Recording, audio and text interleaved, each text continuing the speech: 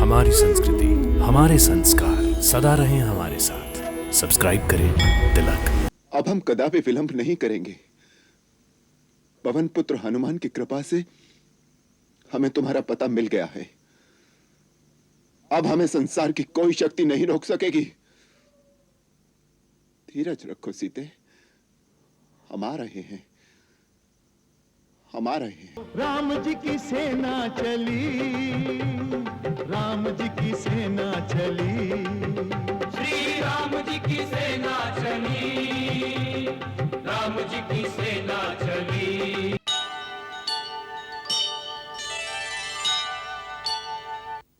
लंकेश्वर विश्वकर्मा द्वारा रचित विशाल स्वर्ण लंका दहन करके जाने वाला वो वानर वानर नहीं था, एक प्रलय थी, भीषण झंझावात था, विनाश का साक्षात स्वरूप था, जो लंका को विध्वंस करके चला गया। यह स्पष्ट संकेत है कि शत्रु प्रबल है, हमें सावधान हो जाना चाहिए। लंकेश कभी असावधान नहीं रहता। असावधानी केवल इतनी हो गई कि उस मायावी मरकट को हमने जीवित छोड़ दिया। आप मंत्री गणों की राय पर। उसमें विशेष मंत्रणा राजा विभीषण जी की थी महाराज, क्योंकि विभीषण जी अपना घर जो बचाना चाहते थे। आप तो ऐसा कह रहे हैं जैसे विभीषण पहले से जानता था कि हनुमान लंका में ऐसा उत्पात मचाएगा। महाराज, विभीषण जी आपके भाई हैं, उनके विरुद्ध कुछ कहा तो नहीं जा सकता, परंतु विचारणी बात यह है महाराज कि महाराज का महल, युवराज इंद्रजीत का भवन, मंत्रीगण प्रहस्त, अकंपन, राक्षस, कुंभ, महामंत्री महापाश, सबकी विशाल अट्टालिकाएं अग्नि की लपटों से विध्वंस हो गई और विभीषण जी के मकान पर आज तक नहीं आई। मंत्रिमंडल का संदेह निराधार नहीं है पिताश्री। काका विभीषण की हम सबसे अलग थलग गतिविधि देखते हुए हमें तो संदेह होता है कि काका अपने हैं अथवा पराए। विभीषण की शिराओं में भी वही रक्त प्रवाहित हो रहा है जो तुम्हारे और लंकेश्वर के शरीर में है। विचारों के थोड़े से मतभेद के कारण कभी अपने पराये नहीं हो जाते तात। अग्नि की लपटों से तो अशोक वाटिका में सीता भी बची रही। सीता को वह वानर रावण के लिए छोड़ गया। वह वानर तो क्या, साक्षात अग्नि देवता भी ऐसा साहस नहीं कर सकता जो रावण के हृदय में स्थान पा चुका हो उसका कोई अनिष्ट कर सके। साक्षात अग्निदेव भी इससे अधिक और क्या विनाश कर सकते थे महाराज। मानो चतुर्मुख ब्रह्मा जी का प्रचंड कोप अथवा भगवान विष्णु का महान तेज वानर का शरीर धारण करके लंका में त्राहि त्राहि मचाने आया था। उसने सैनिक छावनियों को ध्वस्त कर दिया, शस्त्रागार भस्म कर दिए, सप्त धातुओं से निर्मित दुर्ग और चारों ओर सुरक्षा के लिए निर्मित परकोटे जला डाले। क्षमा करें लंकेश, परंतु मेरे विचार में यह सब कुछ आपकी अनुचित राजहट के कारण हुआ है। आज अलकापुरी को मात देने वाली लंका स्मशान समान हो गई है। घर घर में आर्तनाद गूंज रहा है, हाहाकार और चीत्कार मचा हुआ है। किसी स्त्री को पाने की इच्छा करने में कोई बुराई नहीं है, परंतु एक स्त्री के लिए इतना मूल्य चुकाना बुद्धिमानी नहीं है महाराज। माल्यवान!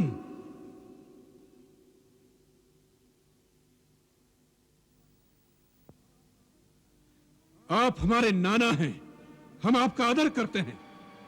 इसका यह अर्थ नहीं कि आप राज्यसभा के अनुशासन और शिष्टाचार का उल्लंघन करें। क्षमा राजन, भविष्य में इसका ध्यान रहे। जो आज्ञा लंकेश। इंद्रजीत, विश्वकर्मा को आदेश दो, लंकापुरी में जो क्षति हुई है, अग्नि की लपटों से जो हानि हुई है, उसे तुरंत पुनः पहले के समान कर दें। इस कार्य में एक पल का विलंब नहीं होना चाहिए। जो आज्ञा पिताश्री।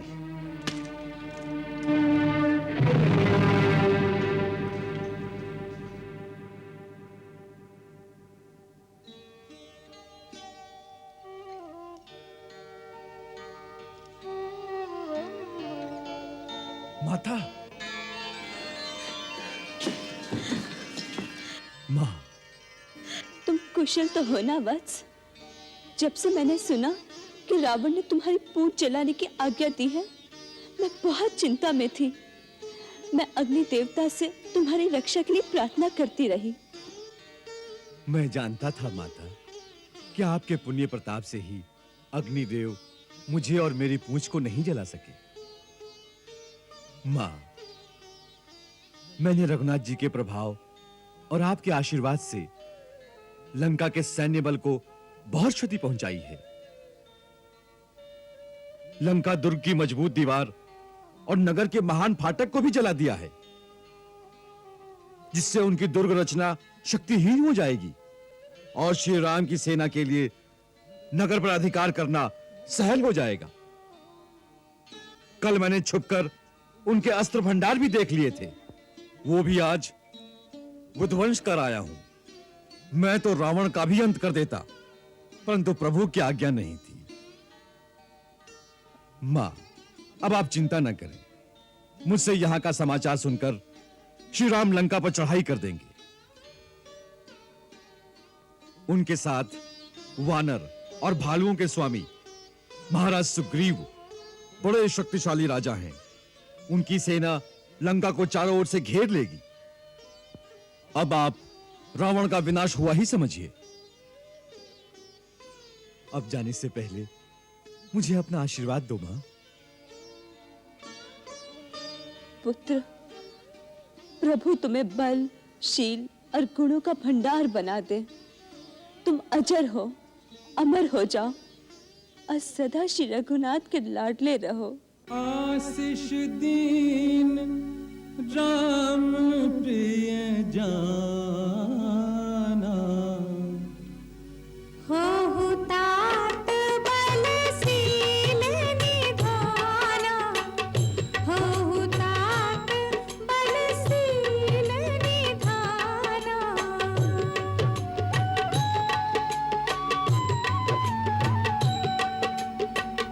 अजर अमर गुण निधि सुत हो, अजर अमर गुण निधि सुत हो। करहु बहुत रघुनायक छो, करहु बहुत रघुनायक छो।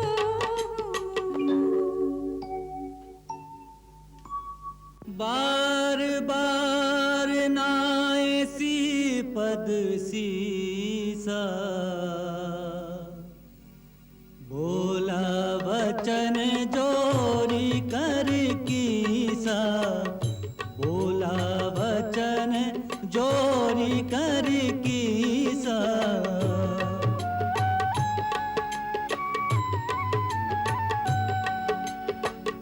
अब कृतकृत्य भयऊ में माता, अब कृतकृत्य भयऊ में माता। आशीष तब अमोघ विख्याता, आशीष तब अमोघ विख्याता।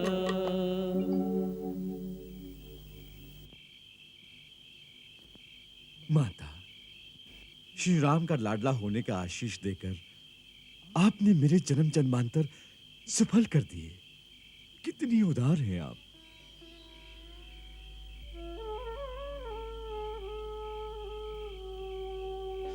माता, अब आप मुझे अपनी कोई ऐसी निशानी दीजिए जिससे प्रभु श्री राम को विश्वास हो जाए कि मैंने आपके दर्शन किए हैं। मेरे पास इस समय केवल चूड़ामणि है, यही ले जाओ। इसे देखते ही उन्हें बहुत सारी यादें आएगी। ये लो।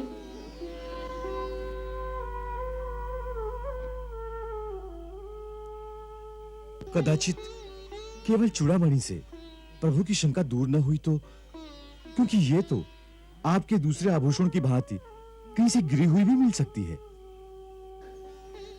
तुम बहुत बुद्धिमान हो हनुमान। उन्हें और एक बात याद कराना जो केवल उन्हें और मुझे ही पता है।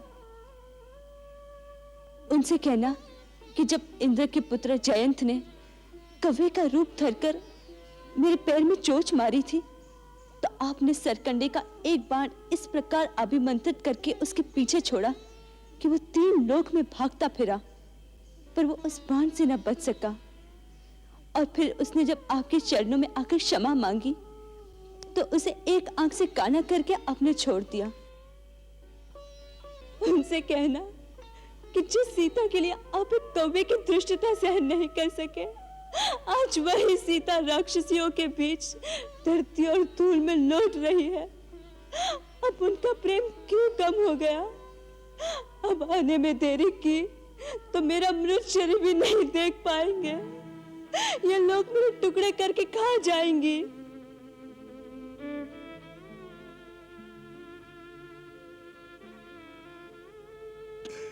माता, आपको श्री राम की सौगंध, आप अपना धीरज मत खोइए। आपको कुछ हो गया तो श्री राम का इतना बड़ा अभियान व्यर्थ हो जाएगा। उनको यदि मैं आपकी सारी बात बताऊं तो वो विह्वल हो जाएंगे। मैं जब आ रहा था तो उन्होंने कहा था कि वैदेही से कहना कि तुम्हारे और मेरे प्रेम का तत्व केवल मेरा मन ही जानता है, और वो मन सदा तुम्हारे पास ही रहता है। इसी से मेरी प्रीत का रहस्य तुम समझ सकोगी। मां, इसके बाद प्रभु से शिकायत करना क्या उचित होगा? नहीं हनुमान, नहीं, उचित नहीं है। परंतु दुखी व्यक्ति को उचित या अनुचित का भान नहीं रहता। तुम उनसे इतना ही कहना कि अपनी सेविका को मन से ना बिसारे। तुम जाओ, तुम्हारा मार्ग सुखद हो।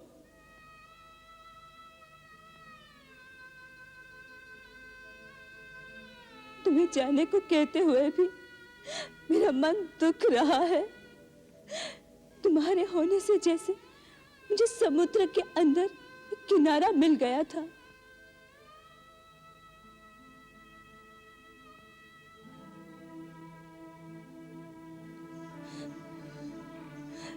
तुम चले जाओगे तो वही निराशा का अथाह समुद्र रह जाएगा।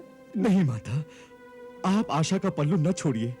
मैं वचन देता हूं, कुछ ही दिनों में आप सुनेंगी कि श्री राम की सेना ने लंका को घेर लिया है। देवी मैया तुम्हारा कथन सत्य करे। जाओ वत्स, मेरी ओर से अपने प्रभु के चरण छूना।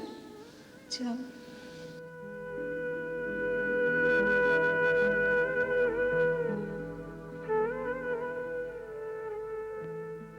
इत सीता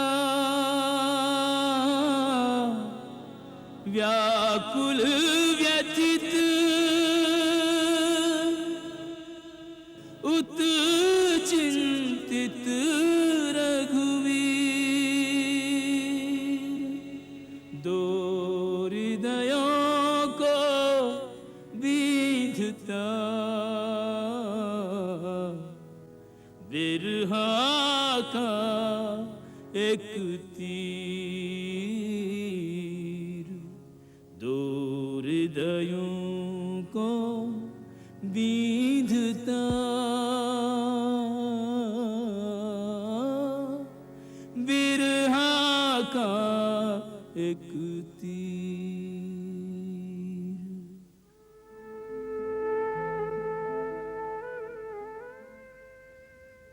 श्री राम प्रभु की जय हो।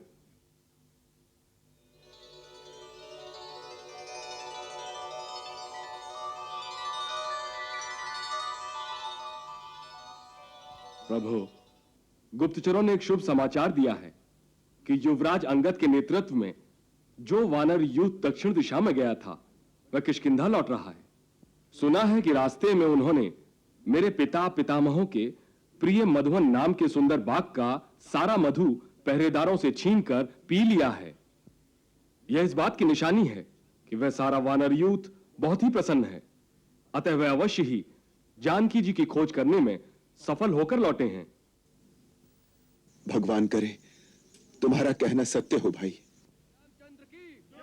श्री रामचंद्र की श्री रामचंद्र की श्री रामचंद्र की श्री रामचंद्र की श्री रामचंद्र की श्री रामचंद्र की श्री रामचंद्र प्रभु, की। मेरा अनुमान सत्य है। निश्चय ही भगवती सीता का पता लग गया है, अन्यथा अवधि बीत जाने पर यह वानर मेरे डर के मारे यहां लौट कर ना आते। यदि आते भी तो इस प्रकार प्रसन्नता से किलकारियां मारते हुए ना आते। श्री रामचंद्र की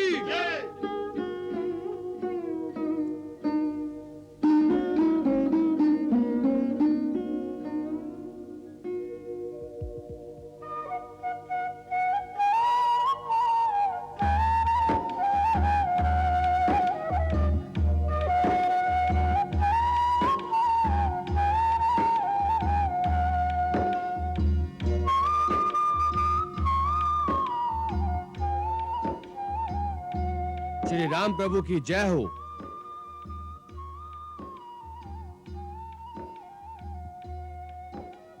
युवराज अंगद, जामवंत, हनुमान और समस्त वानर वीर, हम आप सब लोगों के आने से बहुत प्रसन्न हुए। आप सब लोग कुशल से तो हैं? आप जिस कार्य के लिए गए थे, क्या वो कार्य सिद्ध हुआ? हे रघुनंदन, आप जिस पर कृपा करते हैं वो सर्वदा कुशल रहता है। वही विजयी होता है जिसका यश तीनों लोकों में उजागर होता है। सो हे नाथ, आपकी कृपा से हमारे सारे कार्य सिद्ध हो गए। हे रघुकुल श्रोमणी, पवन पुत्र हनुमान ने अकेले ही जो साहस और पराक्रम दिखाया है, उसकी गौरव गाथा का वर्णन हजार मुखों से भी नहीं किया जा सकता। वो 100 योजन का समुद्र लांघकर लंकापुरी तक हो आए हैं और माता सीता के दर्शन कर आए हैं। क्या तुम सीता के दर्शन कर आए? प्रभु, इसमें मेरा कोई गौरव नहीं। यह आपकी शक्ति का प्रताप है कि मैं भगवती सीता के श्री चरणों तक पहुंच पाया। हनुमान, हनुमान, तुम सीता तक पहुंचे? तुम सचमुच सीता तक पहुंचे? वो कुशल से तो है ना? हाँ प्रभु, देवी सीता सकुशल हैं। मैं उनके दर्शन कर आया हूं।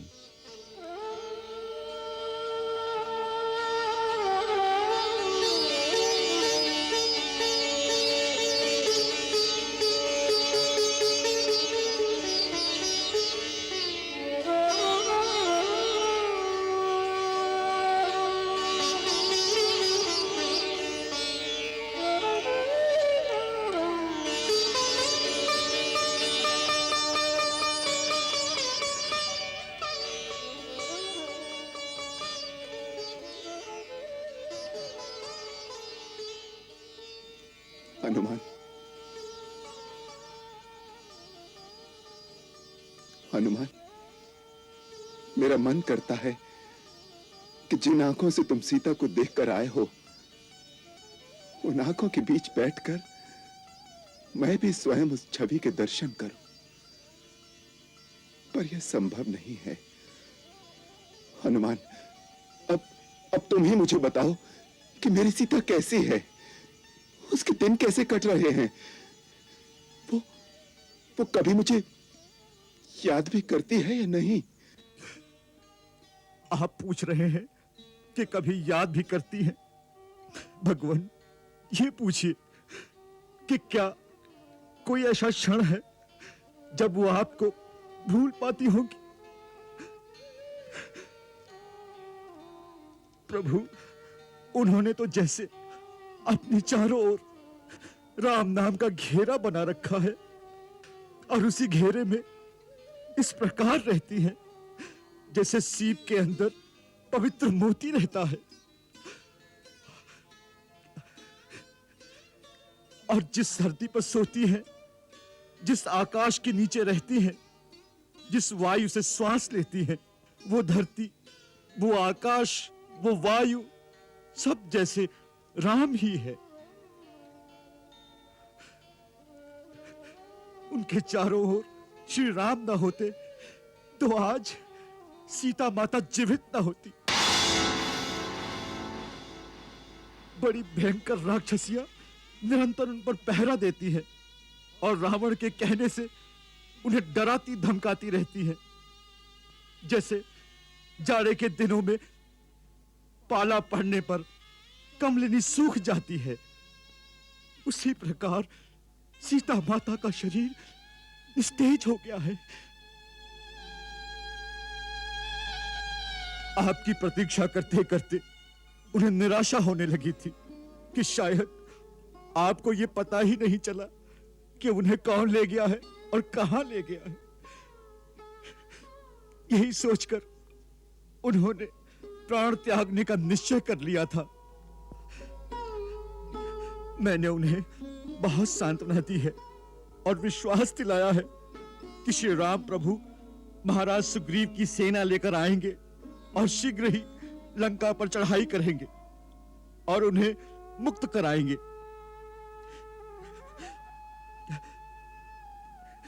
भगवान, यदि माता को जीवित देखना चाहते हैं तो अब विलंब ना कीजिए।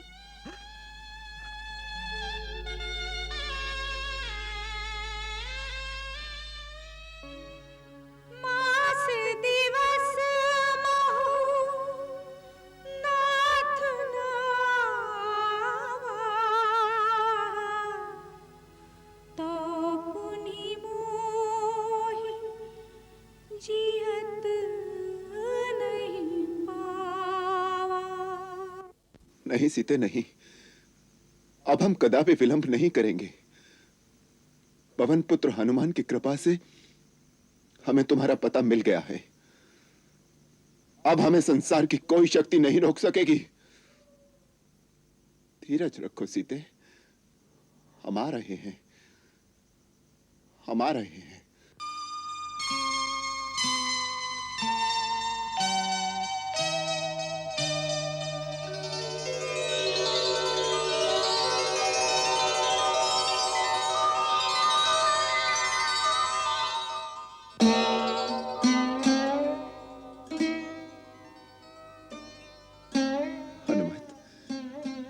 उन्होंने हमारे लिए कोई संदेश दिया है,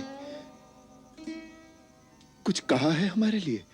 हाँ प्रभु, उन्होंने हाथ जोड़कर कहा था कि मैंने जो भैया लक्ष्मण को अपशब्द कहे थे उसके लिए मैं लक्ष्मण से क्षमा मांगती हूं और आपसे भी क्षमा मांगती हूं।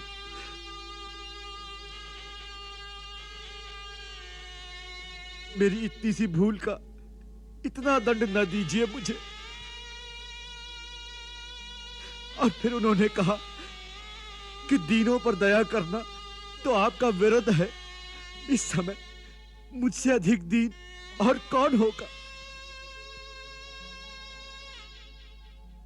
फिर उन्होंने ये चूड़ामणि निशानी के तौर पर दी और बताया कि ये उन्हें विवाह के समय मिली थी।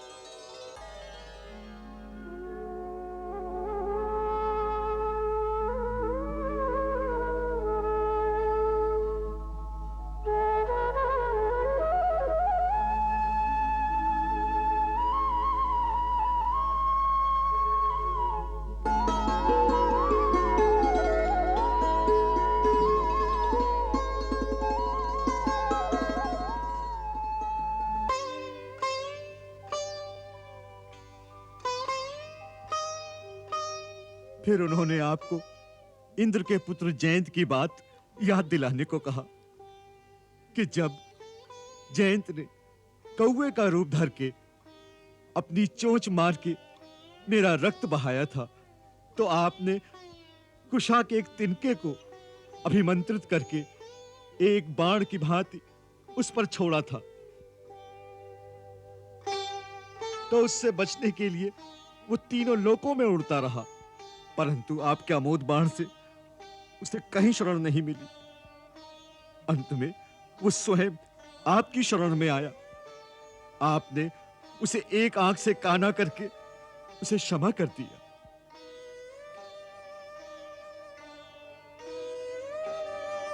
माता ने कहा कि ये घटना केवल आपको और उन्हीं को पता है। ये बताने से आपको विश्वास हो जाएगा कि मैं सचमुच माता से मिलकर आया हूं। हनुमान, मुझे तुम पर पूरा भरोसा है। जो तुम पर भरोसा न करे वो मूर्ख बड़ा अभागा होगा।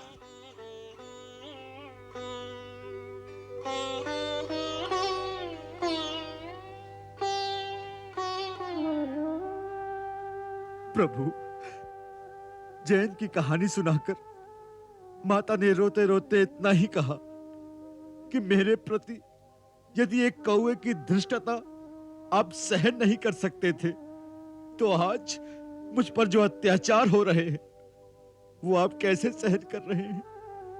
नहीं, सहन नहीं होते।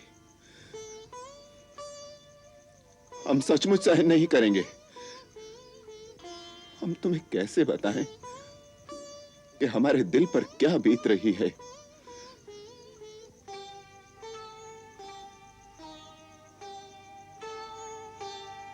महाराज सुग्रीव, हमें आज ही अपनी सेना के प्रमुख अधिकारियों और सेना नायकों की सभा बुलाकर लंका की ओर कूच करने का निर्णय कर लेना चाहिए। जो आज्ञा प्रभु। जामवंत, अंगद, आज रात्रि को ही सभा आयोजित की जाए। जो आज्ञा महाराज।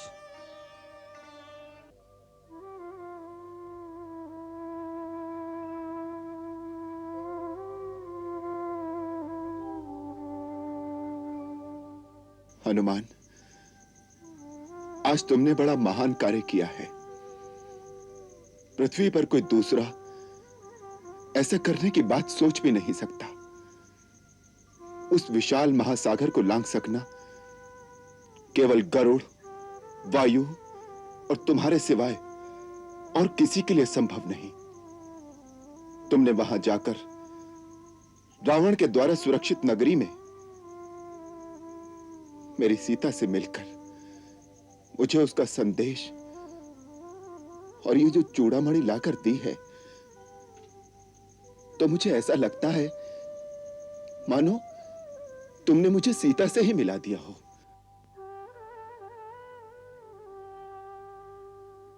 हनुमान, यदि तुम सीता की खोज करके मुझे यह अवसर न दिलाते कि जिस पापी ने रघुकुल की आन पर हाथ डाला है उसे उचित दंड देकर सीता को मुक्त कराऊं,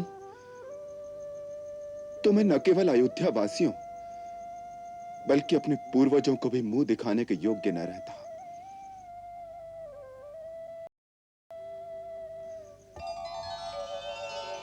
आज तुम रघुवंश, मेरे और लक्ष्मण के धर्म और हमारी आन की रक्षा के मुख्य साधन बन गए हो। आज तुमने मेरा परम प्रिय कार्य किया है। देवता, मनुष्य अथवा मुनि, कोई भी शरीरधारी आज तुम्हारे समान मेरा उपकारी नहीं है।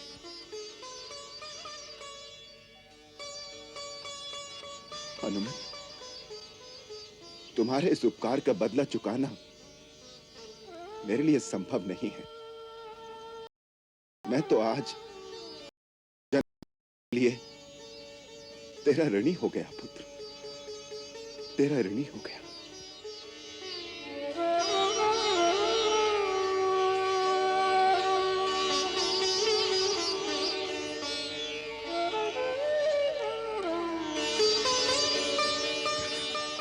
प्रभु, प्रभु, प्रभु,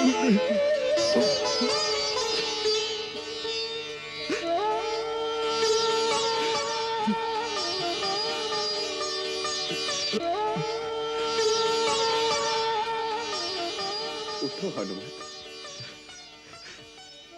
मुझे चरणों में रहने दीजिए प्रभु।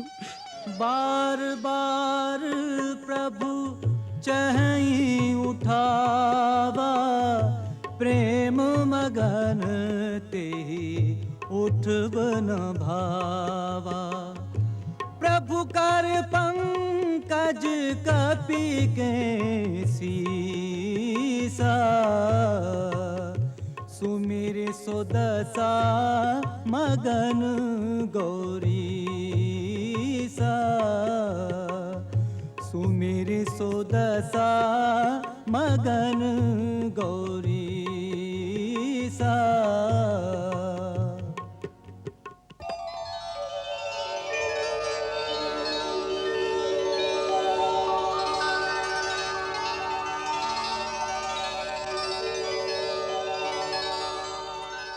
स्वामी, ये आप क्या देख रहे हैं?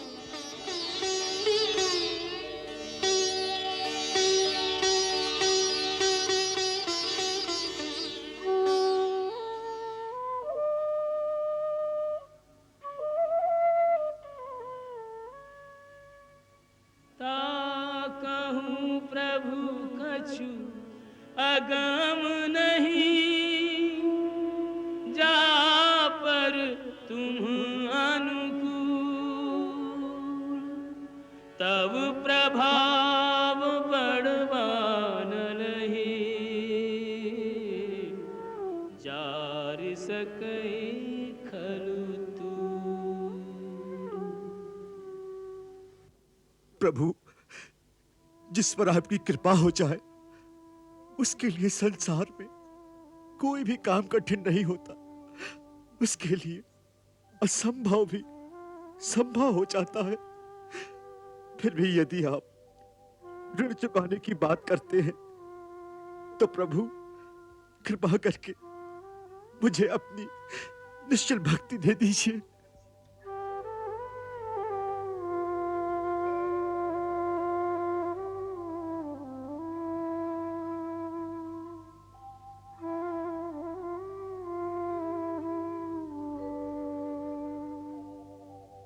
एवमस्तु।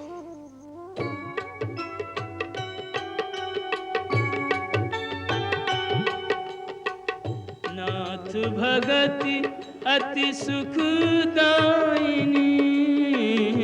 नाथ भगति अति सुखदायिनी। देहु कृपा करि अनुपायिनी, देहु कृपा करि अनुपायिनी।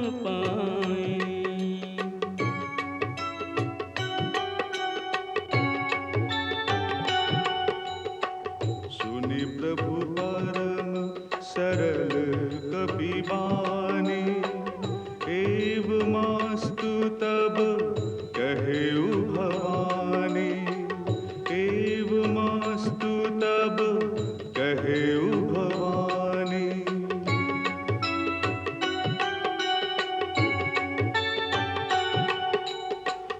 उमा राम सुभाउ जहि जाना, ताहि भजनु तजि भावना आना।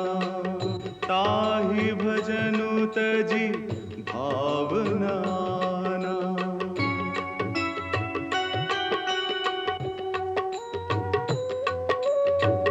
यह संवाद जासुर आवा, रघुपति चरण भगति सोई पावा।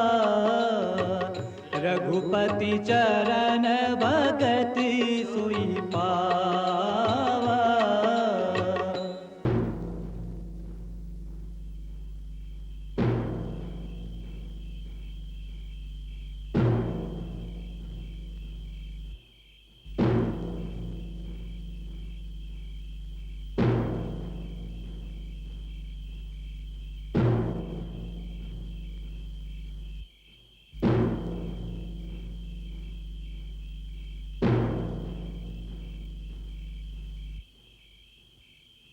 प्रभु, अभी तक विलंब का एक ही कारण था कि हमें इस बात का ज्ञान ही नहीं था कि देवी सीता कहाँ है।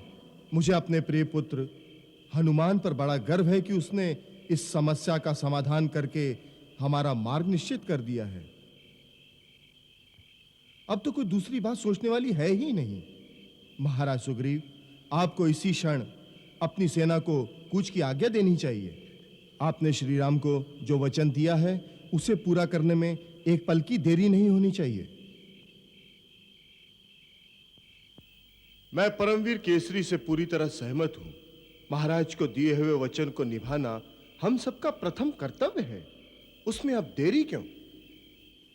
प्रभु, हमारे पास बहुत कम समय है। रावण ने माता सीता को केवल 1 महीने की अवधि दी है। हालांकि नल कुबेर के श्राप के कारण वो बलपूर्वक भगवती सीता के सतीत्व का खंडन नहीं करेगा, परंतु वो क्रूर रावण 1 महीने के पश्चात देवी सीता की हत्या अवश्य कर सकता है। इसलिए तनिक भी विलंब करने से हमारा सारा अभियान विफल हो सकता है। युद्ध में विजय पाने के लिए सर्वप्रथम सेना में एक उत्साह का होना आवश्यक है। सो आप सबकी उमंग और उत्साह देखकर मेरा हृदय हर्ष से भर उठा है।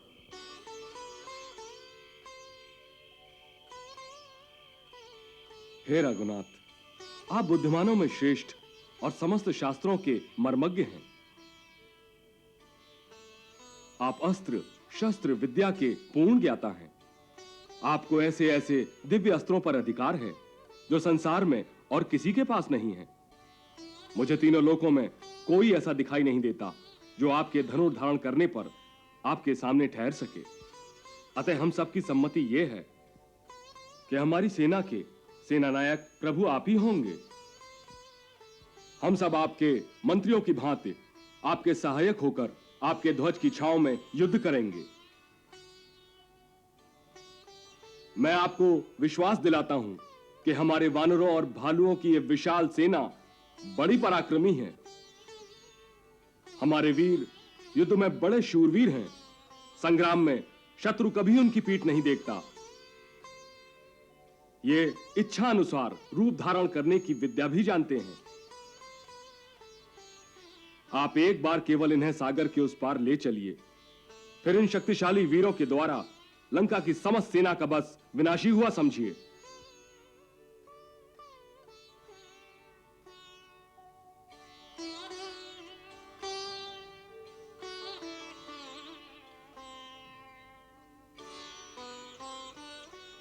महाराज सुग्रीव, ऐसे वीर योद्धा यदि मेरा साथ देंगे तो मैं सच कहता हूं, शीघ्र ही रावण और उसकी राक्षसी सेना का नाश कर दूंगा। एक सेनापति को शत्रु पर आक्रमण करने से पहले उसके बलाबल और उसकी सुरक्षा पद्धति का पूर्ण ज्ञान होना चाहिए। इसलिए हे हनुमान, रावण की सेना का परिमाण, नगर द्वारों को दुर्गम बनाने के साधन, लंका की रक्षा के उपाय, जो सब कुछ तुमने अपनी आंखों से देखा है, उन सब बातों का इस सभा में वर्णन करो।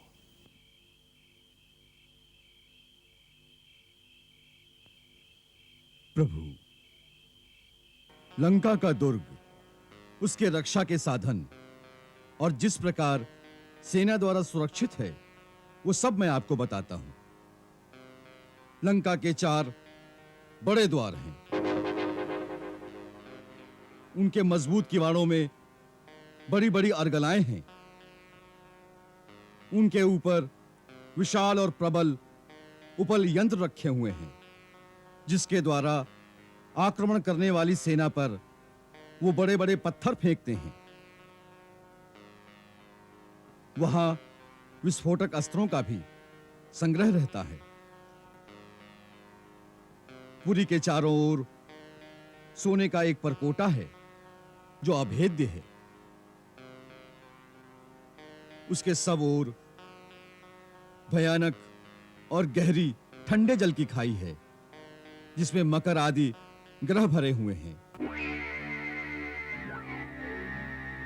इस खाई को पार करने के लिए चारों मुख्य द्वारों के सामने 4 संक्रम भरे हुए हैं, जो शत्रु के आने पर यंत्रों द्वारा पानी से उठा दिए जाते हैं।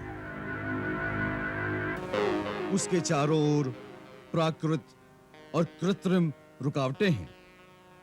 4 प्रकार के दुर्ग हैं और कई प्रकार की व्यूह रचना है, जिनका निरीक्षण रावण स्वयं करता है।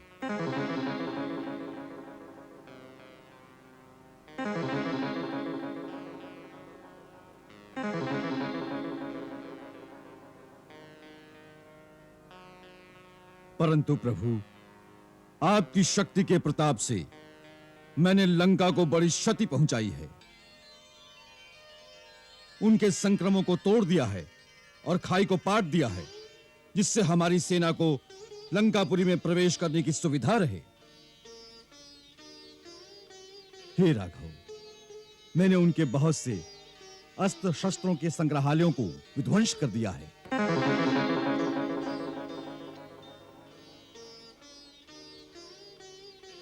अब आप उचित मुहूर्त में सेना के प्रस्थान की आज्ञा दें।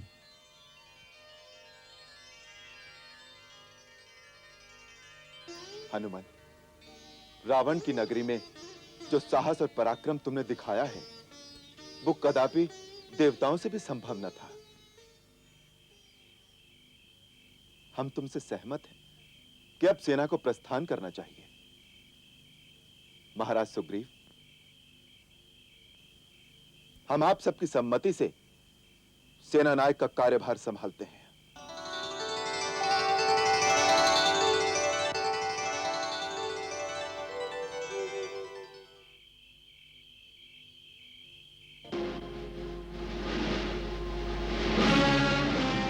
कल उत्तरा फाल्गुनी नक्षत्र में जब चंद्रमा हस्त नक्षत्र पर आ जाए, ऐसे विजयी मुहूर्त में हमारी सेना की यात्रा आरंभ। इस सेना के आगे सबसे पहले वेगवान वानरों को लेकर सेनापति नील मार्ग देखने के लिए चलें। नील, तुम सेना को ऐसे मार्ग से ले चलो जिसमें फल मूल की अधिकता हो, शीतल जल और मधु मिलने का सुविधा हो। तुम्हारे दल को दुष्ट राक्षसों से सावधान रहना होगा, जिससे हमारे मार्ग में शीतल जल और फलों को वो विष आदि से दूषित न कर सके। आगे चलते हुए शत्रु के गुप्तचरों से सावधान रहना तुम्हारा मुख्य कर्तव्य होगा। कहीं ऐसा ना हो कि हम आगे निकल जाएं और शत्रु पीछे से हम पर आक्रमण कर दे। सेनापति नील की सहायता के लिए महाबली गय, गवय और गवाक्ष भी आगे आगे चले।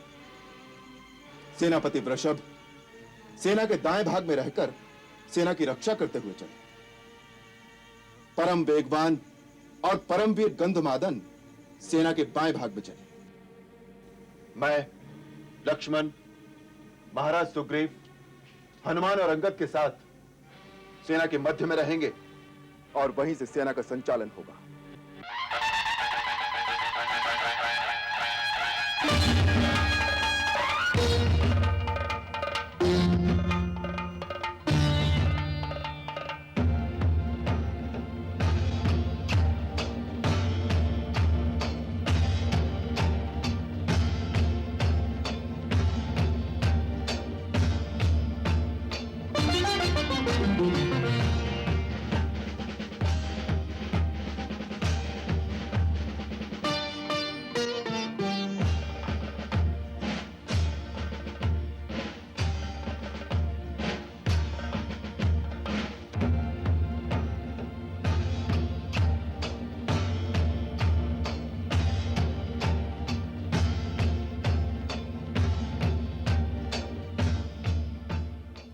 देख रहे हैं प्रभु, किष्किंधा के एक एक वीर वानर के हृदय में कितना उमड़ता हुआ उत्साह और उमंग है।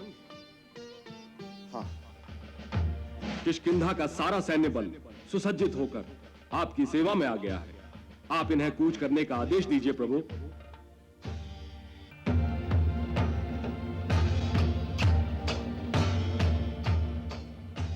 रणबांकुरे वीरों, सैनिक जब युद्ध की ओर प्रथम पग बढ़ाता है तो संसार की सभी मोह ममता छोड़कर आगे बढ़ता है। उस समय उसके सारे रिश्ते नाते पीछे रह जाते हैं यहां तक कि जीवन का मोह भी साथ नहीं चलता। वो मोह माया के सारे बंधन तोड़कर एक योगी की भांति केवल एक ही लक्ष्य पर दृष्टि टिकाकर आगे बढ़ता है। सैनिक का युद्ध में एक ही लक्ष्य होता है, विजय। हमारा लक्ष्य भी विजय है, परंतु किसी एक प्राणी या रावण नाम के केवल एक शत्रु पर नहीं, बल्कि अधर्म पर धर्म की विजय, अनीति पर नीति की विजय, अन्याय पर न्याय की विजय और झूठ पर सत्य की विजय। यही विजय हमारा लक्ष्य है और इसी लक्ष्य की ओर हमें आगे बढ़ना है। युद्ध में जीतने के लिए दो बातें परम आवश्यक हैं, मन में उत्साह और हृदय में प्रभु पर विश्वास। तो मन में उत्साह रखो और हृदय में यह विश्वास रखो कि प्रभु सदैव धर्म और सत्य का साथ देते हैं, तब तुम्हें कोई शक्ति नहीं हरा सकेगी।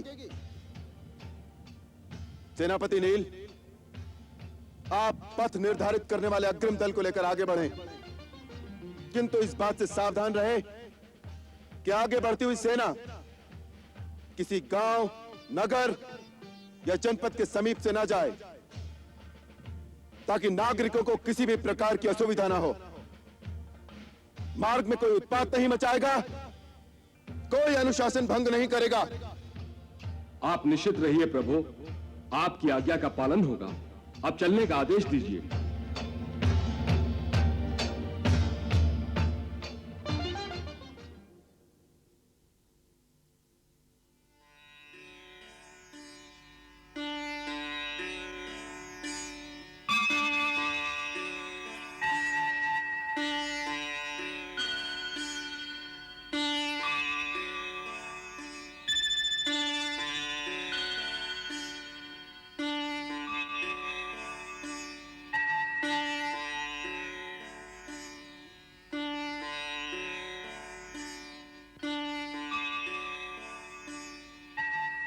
जय भोलेनाथ,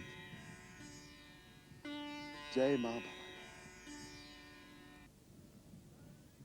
जय श्री गणेश, जय भवानी, जय भवानी, हर हर महादेव,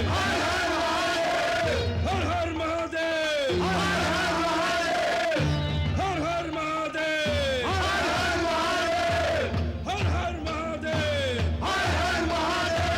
हर हर महादेव, हर हर महादेव, हर हर महादेव, हर हर महादेव,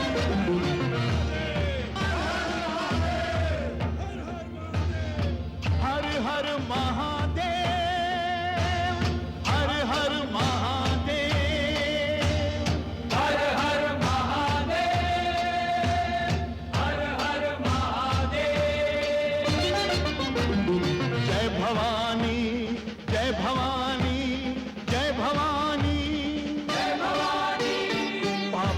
के नाश को,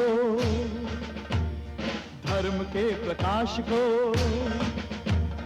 पापियों के नाश को, धर्म के प्रकाश को, राम जी की सेना चली, राम जी की सेना चली, श्री राम जी की सेना चली, राम जी की सेना चली। हर हर महादेव, हर हर महादेव, हर हर महादेव, हर हर महादेव। पाप अनाचार में, घोर अंधकार में, पाप अनाचार में, घोर अंधकार में एक नई ज्योति जली, एक नई ज्योति जली। श्री राम जी की सेना चली, राम जी की सेना चली।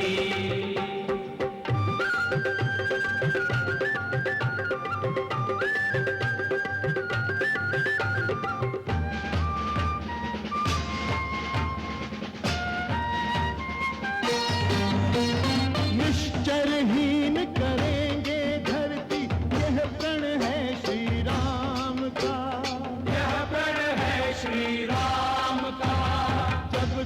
काम न पूर्ण होगा, नाम नहीं विश्राम का, नाम नहीं विश्राम का।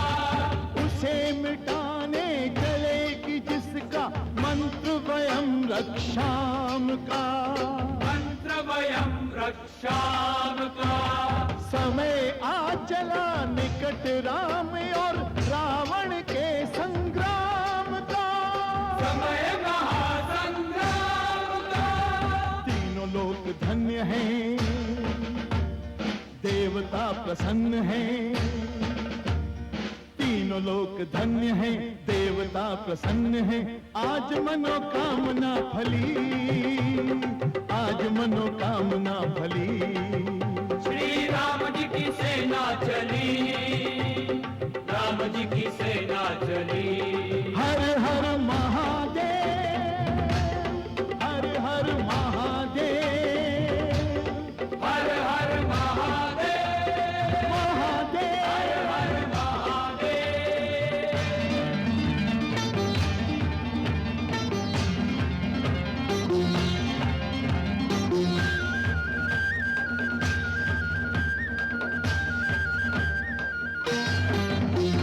रामचंद्र जी के संग लक्ष्मण घर में लेकर बाण चले, घर में लेकर बाण चले। लिए विजय विश्वास हृदय में, संग वीर हनुमान चले, संग वीर हनुमान चले। सेना संग सुग्रीव नील नल, अंगद छाती तान चले, अंगद छाती तान चले। उसे बचाए कौन कि जिसका वध करने भगवान चले, वध करने भगवान चले। आगे रघुनाथ हैं, वीर साथ साथ हैं, आगे रघुनाथ हैं, वीर साथ साथ हैं। एक से एक बलि, एक से एक बलि। श्री राम जी की सेना चली, राम जी की सेना चली। हर हर महादेव, हर हर महादेव, हर हर महादेव, हर हर महादेव, महादेव।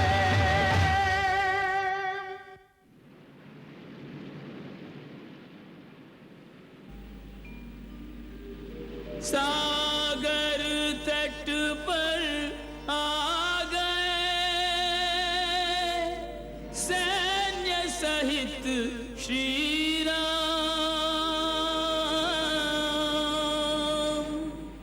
कृपा सिंधु प्रभु ने किया, सागर देख प्रणाम।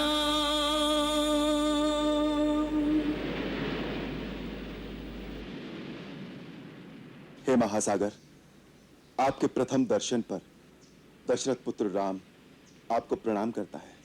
हे राम, हम सब समुद्र तट तक पहुंचकर चिंतित हो गए थे कि इस अगाध जलधि को कैसे पार करेंगे।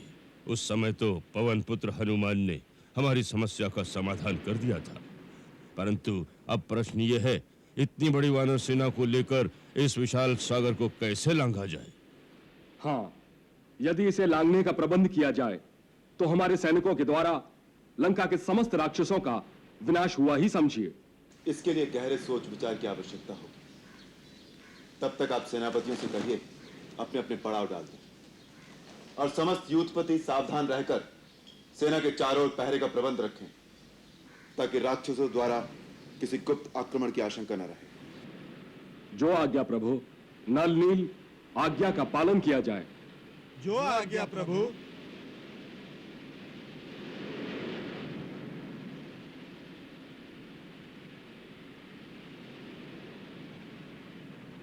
लक्ष्मण,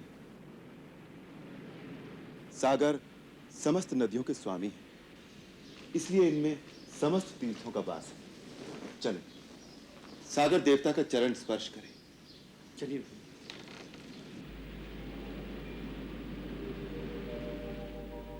मर्यादा में एक से सागर और श्री राम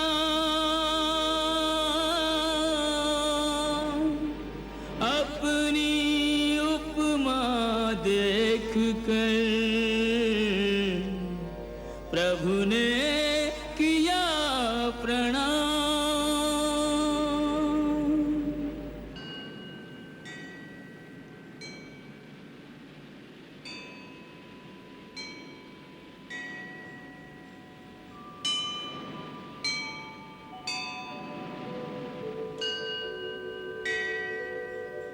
वरुण देवाय नमस्तुभ्यं नमस्तुभ्यं जलनिधि।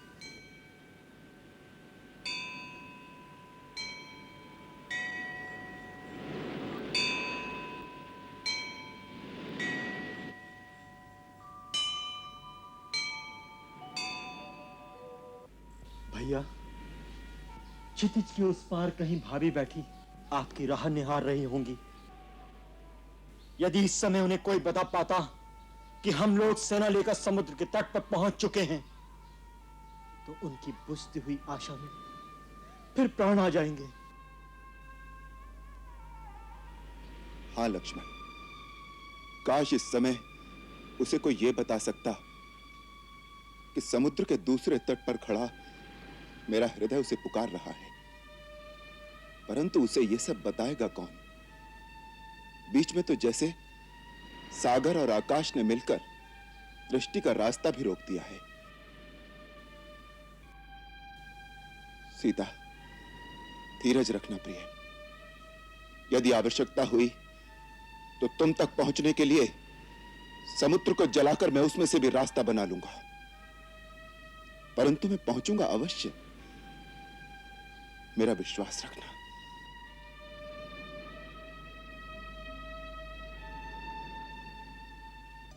माता, आज बड़े ही शुभ शुकुन हो रहे हैं। मेरे बाएं अंग फड़क रहे हैं। अनजाने आनंद की लहरें उमड़ रही अंतर में। तभी बड़ी प्रसन्न दिखाई दे रही हो।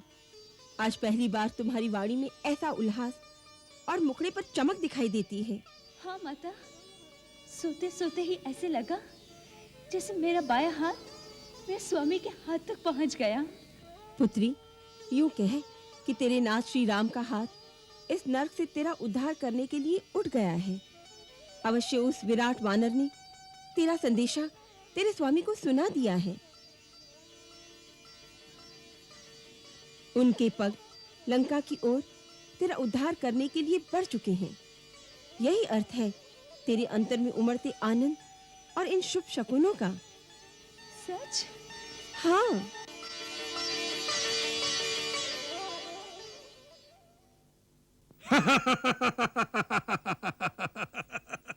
सहसा बड़े अशुभ अपशकुन हो रहे हैं नाथ। भावी भय आशंका से मेरा अंतर कांप उठता है। अपशकुन? हमसे पूछे बिना ये अपशकुन लंका में कैसे प्रवेश कर गए? ये हंसी में उड़ा देने वाली बात नहीं है महाराज। मैं आपसे जो कुछ निवेदन कर रही हूँ वो स्वप्न नहीं, सत्य अनुभव के आधार पर कह रही हूँ।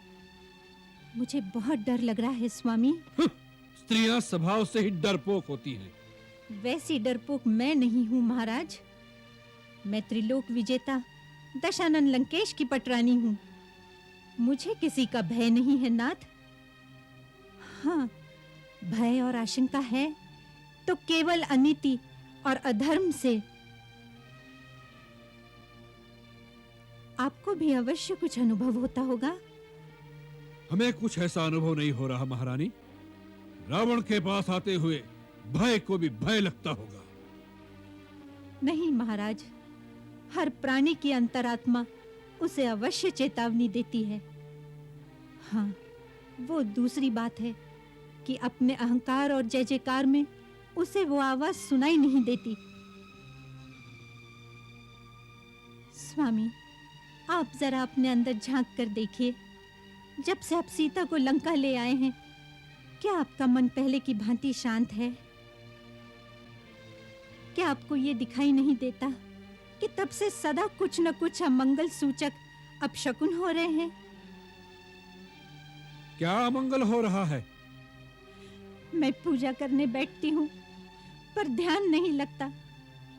यज्ञ हवन की शुद्ध अग्नि में से दिव्य गंध के स्थान पर दुर्गंध आने लगती है।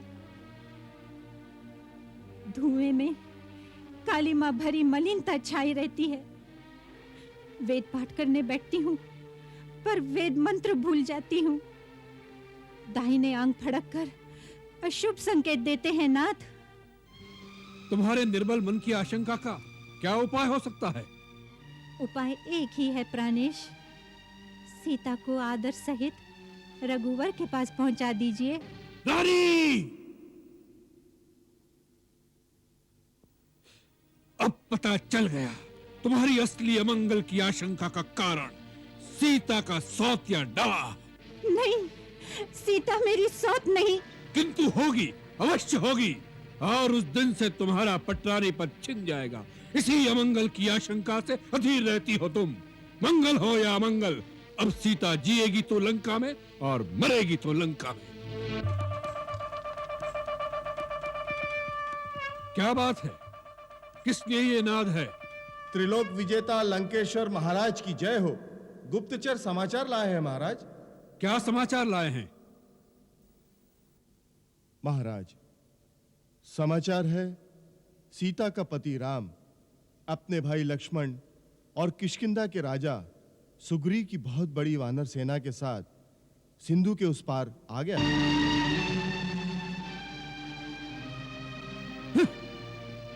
और कुछ? जी नहीं महाराज। अच्छी बात है, जाओ। आपने सुन लिया महाराज, वो अपनी सेना लेकर लंका के उस पार तक पहुंच गए हैं।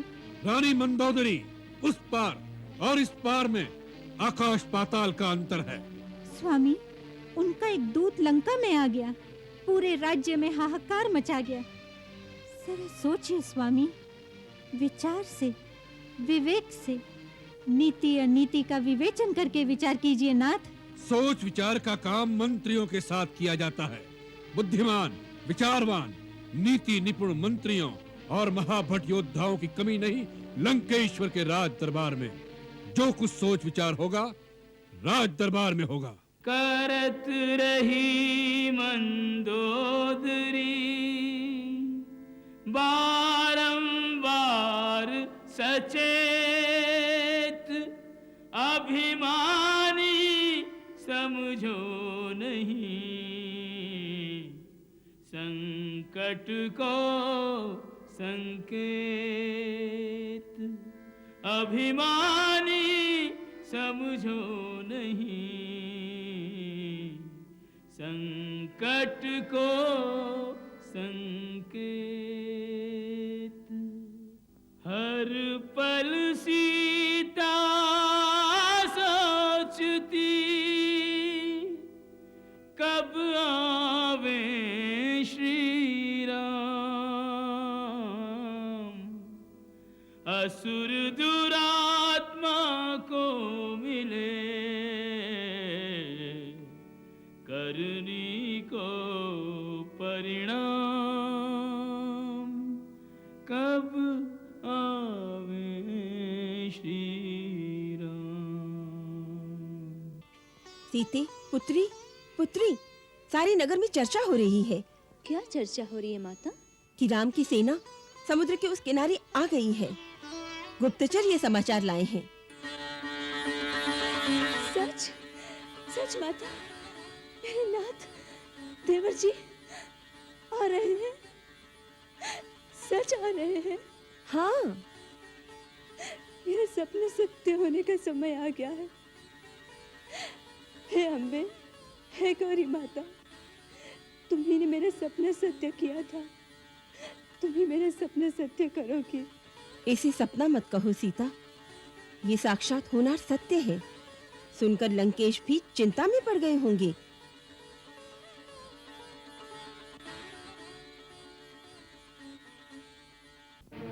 युवराज इंद्रजीत, अनुज विभीषण, सेनापति अकंपन, प्रहस्त, महापार्श, दुर्मुख और मंत्रिमंडल के सदस्यगण, आप सब सुन ही चुके होंगे दोनों वनवासी भाई राम और लक्ष्मण किष्किंधा की वानर सेना के साथ सिंधु के उस पार पहुंच गए हैं। गुप्तचरों का कहना है वो लंका पर चढ़ाई करने की तैयारी में है। ये समाचार लंका में आग के समान फैल चुका है। प्रजा थोड़ी चिंतित हो रही है कि युद्ध लंका के द्वार तक आ पहुंचा है। पूज्य माल्यवान जी, आपको भी डर लग रहा है क्या? शांत युवराज, माल्यवान हमारे बड़े हैं, बुद्धिमान हैं। हम उनसे सहमत न हो, परंतु उनके मत का भी हमें आदर करना चाहिए। सभासदों, जब भी कोई विकट समस्या उपस्थित हुई, हमने आप सबसे विचार विमर्श करके ही कोई कदम उठाया है। उस दिन सभा में बांध कर लाए गए वानर हनुमान के वध का विचार भी विभीषण की राय ना होने के कारण हमने त्याग दिया। वही तो भूल कर दी। उसी दिन उस ढीठ बंदर को खत्म कर देते तो आज ये समस्या ही सामने ना आती। ना वो जीता वापस जाता, ना उन लोगों को यहाँ का कुछ पता चलता। अभी भी कौन सी समस्या जटिल हो गई है? समुद्र के उस पार आ जाने का अर्थ यह नहीं कि वो 100 योजन अर्थात 400 कोस का विशाल दुर्गम समुद्र लांघकर सेना के साथ लंका आ जाएंगे। सेनापति अकंपन, कम से कम आप तो ऐसी बात मुख से ना निकालो। आप स्वयं अपनी आंखों से देख चुके हैं कि राम का पराक्रम कैसा था। सारे जनस्थान से केवल आप और शूर्पणखा ही युद्ध भूमि से भागकर अपनी जान बचा सके थे।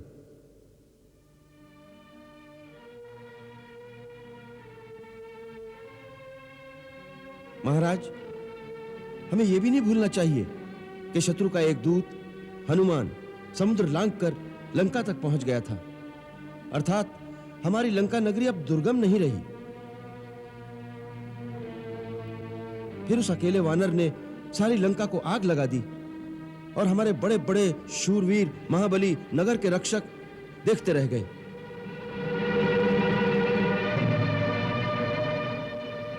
इसका अर्थ यह है महाराज कि हमारी सुरक्षा की दीवारें भी अब अटूट नहीं रही। तो तुम ही राय दो विभीषण, हमें क्या करना चाहिए? महाबली लंकेश्वर, श्री रामचंद्र जी ने। विभीषण, शत्रु को श्री लगाकर संबोधित मत करो।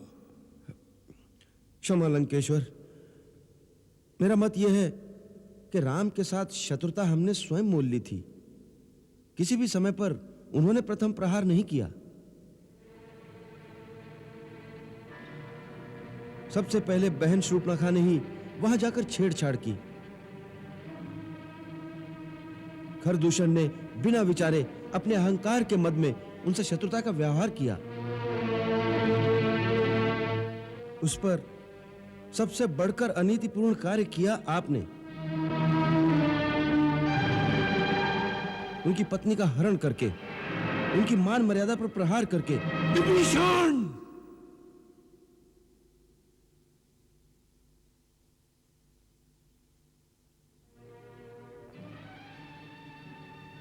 जी हाँ महाराज, हमने ही भूल की है और हमें ही अपनी भूल का सुधार करके देवी सीता को आदर सहित उनके पति के पास पहुंचा देना चाहिए। पिताश्री, हमारे गौरवशाली त्रिलोक विजयी राक्षस कुल में ये छोटे काका विभीषण ही सदा सबसे अलग और बेसुरा राग अलापते हैं। हम राक्षस कुल के नहीं हैं। हम परम पुण्यात्मा महर्षि पुलत्स्य के वंशज हैं। तो आप भी एक बाण के भय से भागे हुए मारीच मामा की तरह भगवा वस्त्र धारण करके किसी ऋषि के आश्रम में धूनी क्यों नहीं रमाते? यहाँ लंका में किस लालच से रह रहे हैं? तात मेघनाद, ऐसी दंभ भरी निरर्थक बात करना, अपने बड़ों से अशिष्टता बरतना तुम्हें शोभा नहीं देता। तुम अभी अनुभवहीन बालक हो। बालक हूं, देवताओं के गर्व को दलन करने वाला, बड़े बड़े शूरवीर दैत्यों नागों के कुल को शोक मग्न करने वाला, ऐरावत हाथी के दांत को उखाड़कर देवराज इंद्र को आकाश से पछाड़कर पृथ्वी पर पटकने वाला इंद्रजीत एक अनुभवहीन बालक।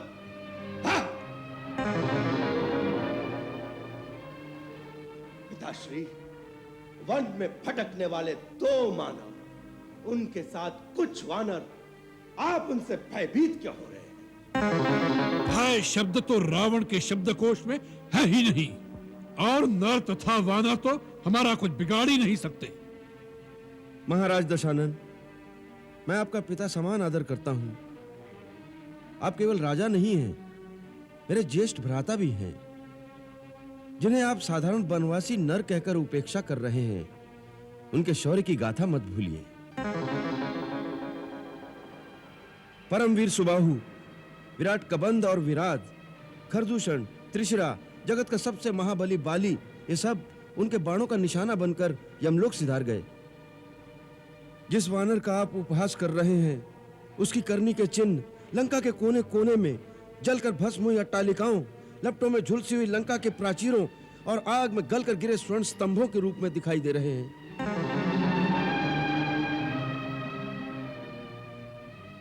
हे तात, मैं अपने समस्त विश्वा वंश के हित की बात कह रहा हूं। हित की बात कर रहे हैं या कायरता का पाठ पढ़ा रहे हैं? मैं धर्म तथा नीति का मार्ग प्रशस्त कर रहा हूं वत्स इंद्रजीत। गलत राय देकर पथ भ्रष्ट करने वाले चाटुकार मंत्रियों से सावधान करना चाहता हूं। सचिव वैद गुरु तीन जौ, प्रिय बोल ही भय आस, राज धर्म तन तीन कर, होई बेग ही नास। जिस राजा के ऐसे मंत्री गुरु और वैद्य हों, जो उसकी अप्रसन्नता से डरते हुए तथा निजी लाभ की आशा से उसके हित की सच्ची बात नहीं कहते तथा उसे प्रसन्न रखने के लिए केवल मीठी मीठी बातें करते हैं, उस राजा का राज्य, उसका शरीर, उसका धर्म, तीनों का शीघ्र ही नाश हो जाता है।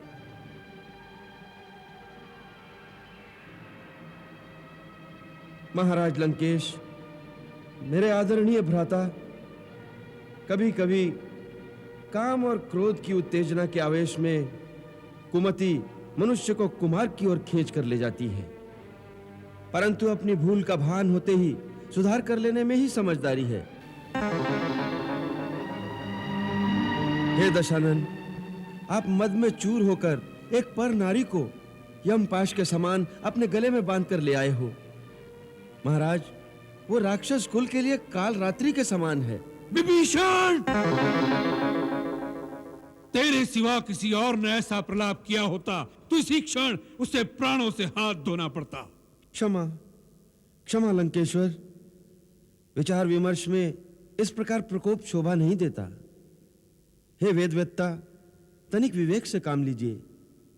जिस पर नारी का उसकी इच्छा के विरुद्ध पाश्विक बल के जोर पर हरण किया जाए, ऐसी नारी विष बुझी पैनी कटार के समान होती है। इसलिए मैं आपसे हाथ जोड़कर प्रार्थना करता हूं भैया कि सीता को सम्मान के साथ उनके पति के पास पहुंचा दीजिए। इससे आपका मान घटेगा नहीं, परंतु तीनों लोक में सुयश फैलेगा। मान बढ़ेगा नहीं, तीनों लोग हमें कायर कहेंगे। जहां वीर पुरुषों की सभा होगी, वहां सब हमारी हंसी उड़ाएंगे। वीर पुरुष एक बार जो कदम उठा लेता है, उसे पीछे हटाने में वीरता को दाग लगता है। परंतु नीति शक्तिहीन पुरुषों का बुना हुआ एक ऐसा जाल है जिसमें वीर पुरुष कभी नहीं फंसता। नीति शक्ति की सेविका होती है। जो शक्तिशाली करता है वही नीति है, वही धर्म हो जाता है। नहीं भ्राता, नहीं, यह अधर्म है और अधर्म कभी धर्म का स्थान नहीं ले सकता। यह क्रूर शारीरिक बाहुबल धर्म को नहीं मिटा सकता। धर्म के पास आध्यात्मिक बल है, उसके साथ दैवी विधान की शक्ति है। केवल आपके इस अधर्म कार्य से सारे कुल का विनाश हो जाएगा। मैं अपने कुल के कल्याण के लिए आपके चरणों में गिरकर प्रार्थना करता हूं। पैर छूकर प्रार्थना नहीं, दशानन का गर्व से उठा शीश शत्रुओं के चरणों में झुकाने का षड्यंत्र कर रहा है। हमें पता चल गया है, वह वानर पहले तेरे घर में आया, तूने सीता का भेद बताया, उसने सारी लंका में आग लगाई पर तेरा घर ही बचाया। घर का भेद बताने वाले तू बाल्यकाल से ही हमारा विरोधी रहा है। सारी लंका में अकेला तू ही अपनी 2.5 चावल की खिचड़ी सदा अलग पकाता चला रहा है। हमें नीति और धर्म सिखाने चला है। जा कुलांगार, घर के भेदी उन वनवासियों को जाकर नीति सिखा जिन पर तेरी घनी प्रीति रही है। जा। भैया मुझे गलत न समझिए, आप मेरे लिए पिता समान हैं। मैंने निष्कपट और निर्दोष भाव से सदा आपका भला ही चाहा है, सर्वदा आपके कल्याण की कामना की है। इसी भाव से मैं फिर आपके चरण पकड़कर प्रार्थना करता हूँ कि श्री राम त्रिलोकी के स्वामी हैं, उनसे बैर मोल न लीजिए। हट कुल कलंक, जा, मेरी नजरों से दूर हो जा। जा, लंका में तेरा कोई स्थान नहीं है। जा।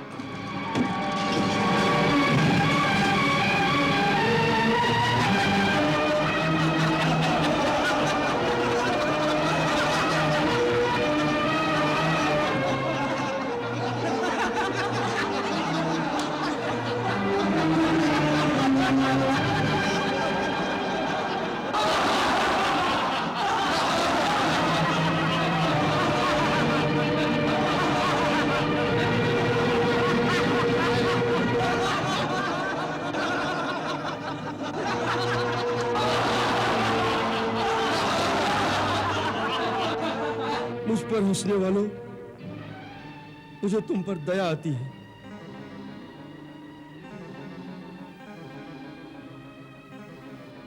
मैं तुम सबके सिर पर मंडराते हुए काल को देख रहा हूं।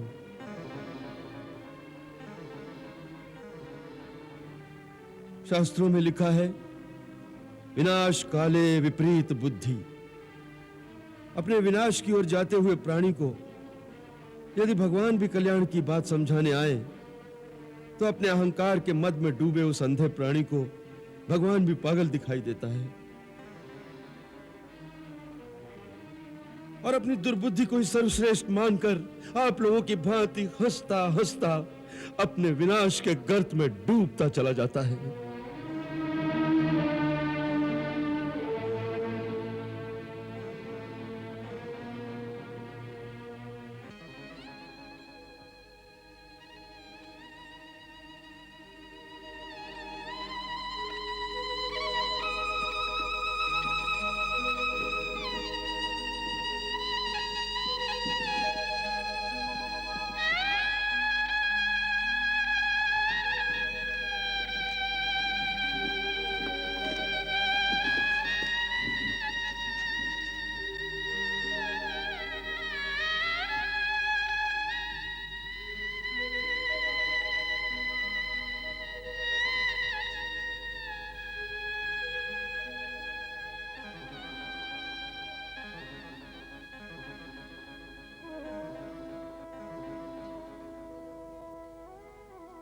हे लंकापति, हर प्राणी का यह प्रथम धर्म है कि जब तक संसार में जिए स्वाभिमान के साथ जिए, क्योंकि स्वाभिमान के बिना जीने को जीना नहीं कहते, उससे तो मर जाना उत्तम है। दूसरी ओर नीति के अनुसार भरी सभा में किसी सम्मानित व्यक्ति को अपमानित करना उसे मृत्युदंड देने के बराबर है। अर्थात आज से हर प्रकार से मैं आपके लिए मर गया। आपका और मेरा कोई संबंध शेष नहीं रहा। अतः आपकी आज्ञा अनुसार मैं आज ही लंका छोड़कर कहीं और चला जाता हूं। जाते हुए भगवान से एक ही प्रार्थना करता हूं कि वो आपको सद्बुद्धि दे।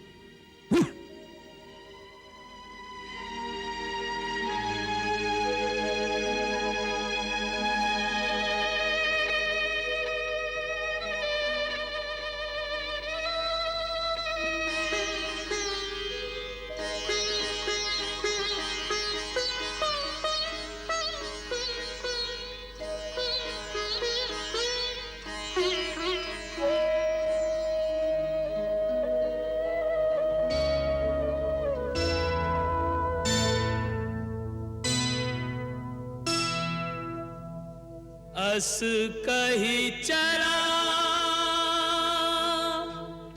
विभीषण जब ही आयुहीन भय सब तब ही।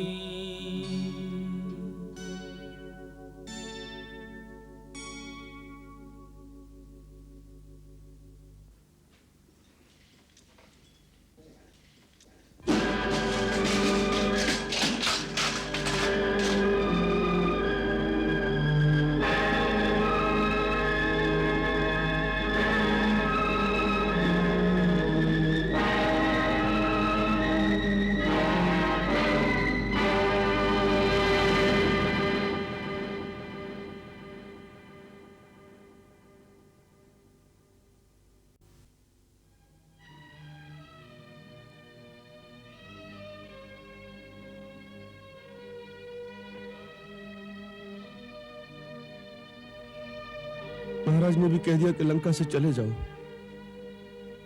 मैंने भी कह दिया कि लंका छोड़ दूंगा। कहना आसान था, परंतु अपनी जन्मभूमि को छोड़ना कठिन लगता है। मुझे बार बार अपनी प्रजा और राक्षस जाति का ध्यान आता है। केवल एक पापी के पाप और अहंकार के कारण सारी निर्दोष प्रजा मारी जाएगी। वीर राक्षस जाति का नाम मिट जाएगा। अपनी प्रजा के प्रति उत्तरदायित्व का आभास बार बार मन में उठता है। इस समस्या का कोई समाधान नहीं दिखता। मैं कैसे अपनी मातृभूमि का समूल विध्वंस होने से बचा सकूं? अब इन बातों के सोचने का समय नहीं रहा। इससे पहले कि महाराज रावण के मन में आपको बंदी बनाकर कारागार में डालने का विचार आ जाए, आपको यहां से निकल जाना चाहिए। पर मैं कहां जाऊं? हो सके तो श्री राम के पास जाकर उनसे प्रार्थना करिए कि वो रावण के पापों का दंड उनकी निर्दोष प्रजा को न दे। परंतु युद्ध में तो कुछ भी हो सकता है, और यह युद्ध अवश्य होगा। फिर तो और आवश्यक है उनसे मिलकर युद्ध का रुख इस प्रकार मोड़ा जाए जिससे प्रजा की कम से कम क्षति तो न हो। इसके लिए आपको श्री राम जी से मिलकर उनका विश्वास पात्र बनकर युद्ध की बागडोर संभालने में सम्मिलित होना पड़ेगा।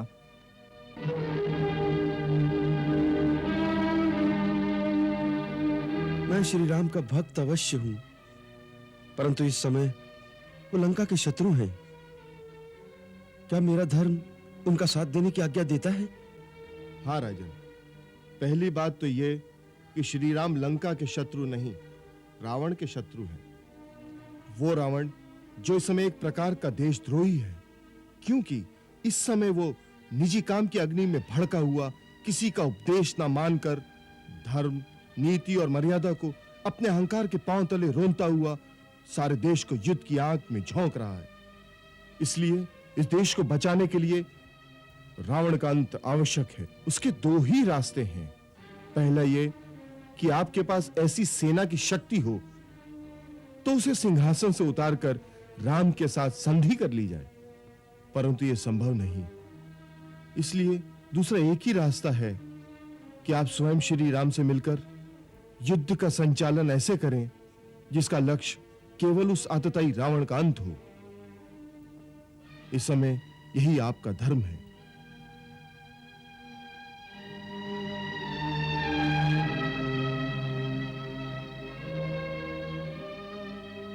यह इतना गंभीर विषय है कि कोई भी निर्णय लेने से पहले इसमें गुरुजन की सम्मति और आशीर्वाद आवश्यक है।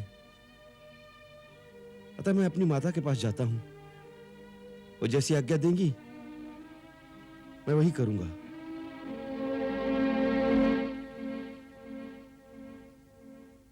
राजमाता कैकेयी से कहो कि हम उनके दर्शनों की आज्ञा चाहते हैं। जो आज्ञा।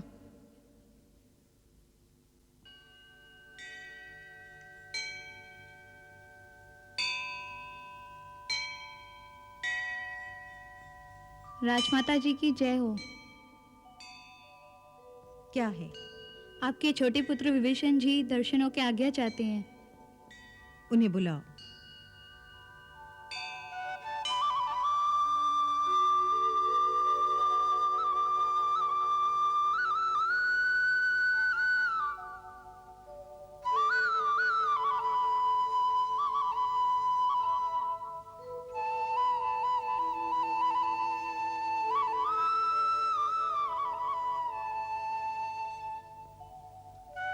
दीर्घायु हो पुत्र। भगवान शंकर तुम्हारा कल्याण करे। आसन ग्रहण करो।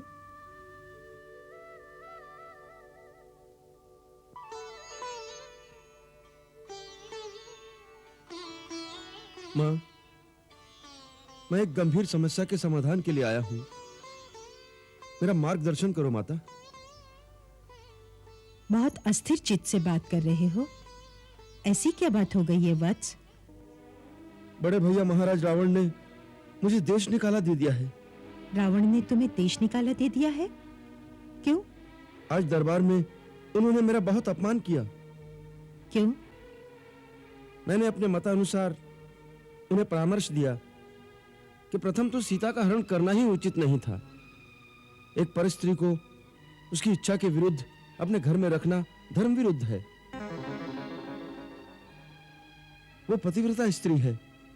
मां, इस पाप के कारण लंका का विनाश हो जाएगा। उधर श्री राम किष्किंधा के महाराज सुग्रीव की सहायता से एक विपुल वानर सेना को लेकर लंका की ओर बढ़ रहे हैं, और इधर हमारे मंत्री उन्हें परामर्श दे रहे थे कि राम और लक्ष्मण की कोई चिंता न करें, हमारे राक्षस सेना सहित उनका अंत कर देंगे। परंतु मैंने उन्हें कहा कि जिनका दूत हनुमान अकेले ही सारी लंका को जलाकर राख कर गया है, उनकी शक्ति को कम नहीं समझना चाहिए। एक स्त्री के लिए किसी शक्तिशाली शत्रु से लड़ाई नहीं मोल लेनी चाहिए। हमें देवी सीता को सम्मान के साथ उनके पति के पास पहुंचा देना चाहिए। उन्हें यह मत नहीं भाया। मैंने अपना मुकुट उनके चरणों में रख दिया कि भैया, केवल अपने हट के लिए लंका का विनाश न करो। परंतु उन्होंने पैर की ठोकर से मेरा मुकुट दरबार में फेंक दिया और मुझे लंका से निकाल दिया। ये रावण ने अच्छा नहीं किया, परंतु इसके पश्चात तुम्हारे लिए और कोई उपाय नहीं है। राजा की आज्ञा है, तुम्हें जाना ही पड़ेगा। मां, इस समय ये संकट उन पर तो आया ही है, परंतु उनके कारण सारे देश पर संकट की छाया पड़ रही है। ऐसे समय में मैं अपने देशवासियों को संकट में छोड़कर कैसे चला जाऊं? अपनी प्रजा के प्रति सारे राजकुल का उत्तरदायित्व होता है। इस समय जाने से देशद्रोह नहीं होगा? यदि यहां रहकर तुम प्रजा की रक्षा कर सको, तब तो तुम्हारा जाना उचित नहीं होगा, परंतु यहां रहकर तुम कुछ नहीं कर सकोगे, क्योंकि रावण तुम्हें यहां स्वतंत्र नहीं रहने देगा। इसलिए पहला कार्य तो यह करो कि अतिशीघ्र यहां से चले जाओ। लंका से बाहर जाकर सोचो कि तुम लंका की निर्दोष प्रजा की रक्षा कैसे कर सकते हो, किसकी सहायता लेकर कर सकते हो। मेरे मंत्रियों और मित्रों का मत है कि मुझे स्वयं श्री राम के पास जाना चाहिए और उन्हें कहना चाहिए कि उनका बैर रावण से है। उनके कारण लंका की निर्दोष प्रजा को दंड न दिया जाए। विचार अच्छा है, परंतु क्या मां? परंतु इसमें बहुत संकट है। क्या? श्री राम तुम्हें क्यों अपनाएंगे? तुम शत्रु के भाई हो, इसलिए नीति अनुसार उन्हें तुम पर विश्वास नहीं करना चाहिए। उन्हें तुम्हारे साथ वही बर्ताव करना चाहिए जो वो रावण के साथ करेंगे। तो दूसरा उपाय क्या है? क्या मैं लंका छोड़कर साधु हो जाऊं, किसी गुफा में बैठ जाऊं और अपने देश का नाश होने दूं? नहीं, वो अक्रमण्यता होगी। जिसका देश संकट में हो, उसे ये नहीं सुहाता। फिर? तुम्हारे मंत्री ठीक कहते हैं। तुम्हें प्रजा हित के लिए अपने जीवन को दांव पर लगाकर भी श्री राम के पास चले जाना चाहिए। या तो वो तुम्हें शत्रु पक्ष का समझकर मृत्युदंड दे देंगे और इस बलिदान से राजकुल में उत्पन्न होने के अपने उत्तरदायित्व से तुम मुक्त हो जाओगे। यदि वो एक बार तुम्हें वचन दे देंगे तो फिर कोई डर नहीं, क्योंकि मैंने सुना है कि रघुकुल वाले अपने वचन के बड़े पक्के होते हैं। प्राण दे देंगे परंतु अपना वचन झूठा नहीं होने देंगे। मुझे लगता है कि तुम्हारे पिता महर्षि विश्रवा के कथन सत्य होने का समय आ गया है। कौन सा कथन मां? जब वो हिमालय जा रहे थे तब उन्होंने मुझसे कहा था, देवी, तुम्हारे ज्येष्ठ पुत्र रावण का विनाश काल आरंभ हो गया है। देवताओं की प्रार्थना सुनकर विष्णु ने रघुकुल में अवतार ले लिया है। अब समय आने पर उनके द्वारा रावण सहित राक्षसों का संहार हो जाएगा। स्वामी, क्या एक रावण के कारण हमारा सारा कुल और राक्षसों का ये उन्नत समाज विनाश को प्राप्त हो जाएगा और पितरों को जलांजलि देने वाला भी कोई नहीं रहेगा? कैकसी, तुम्हारा छोटा पुत्र विभीषण अपनी जाति का उद्धार करेगा। उसी के द्वारा उन राक्षसों की रक्षा होगी जो अधर्म के मार्ग से हटकर प्रभु की शरण में जाएंगे।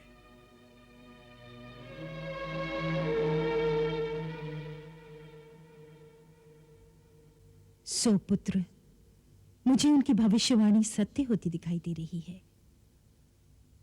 तू यहां से सीधा श्री राम के पास चला जा। मेरा आशीर्वाद तुम्हारे साथ है। मां, एक बार फिर अपने बड़े भैया से प्रार्थना करके देख लूं। कदाचित उनका क्रोध इस समय शांत हो गया हो और वो मेरी बात सुन ले। तू बड़ा साधु है विभीषण। जा, फिर जाकर देख ले।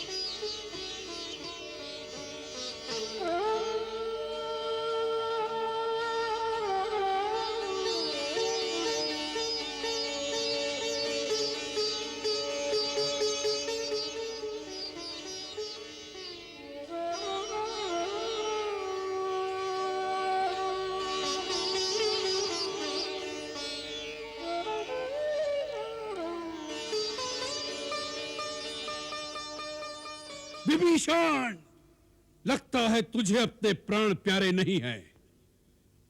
भैया, मैं माता कैकसी की आज्ञा से एक बार फिर आपसे प्रार्थना करने आया हूं। जो हमें सुनाने आया है वह प्रलाप जाकर माता जी को सुना। भैया, वेद और पुराण ऐसा कहते हैं कि सुबुद्धि और कुबुद्धि प्राणी के हृदय में रहते हैं। हर प्राणी अपनी अपनी इच्छा और कर्मानुसार दोनों में से एक का अनुसरण करता है। शास्त्र कहता है, जहां सुमति वहां संपत्ति नाना, जहां कुमति वहां विपत्ति निधाना। सो भैया, सद्बुद्धि का आश्रय लीजिए। इस समय कुमति ने आपके मन पर प्रभाव डाल रखा है, सो आपको हित और अहित की पहचान नहीं हो रही है। मित्र को शत्रु और शत्रु को मित्र मान रहे हैं। सीता, जो राक्षस कुल के लिए काल रात्रि के समान है, उस पर आपकी प्रीति बढ़ रही है, और जो आपको विनाश के मार्ग पर बढ़ने से रोकते हैं। बस विभीषण! द्रोही हमारा खाता है और प्रीत करता है उन वनवासियों से। मूढ़ हमारे जिलाए जीता है और कामना करता है शत्रु के द्वारा हमारे विनाश की। धिक्कार है तुझ जैसे कुलद्रोही पर। नहीं। अभिमानी को शत्रु सम लगे हितैषी मीत, आवे काल विनाश को बुद्धि होए विपरीत, बुद्धि होए विपरीत।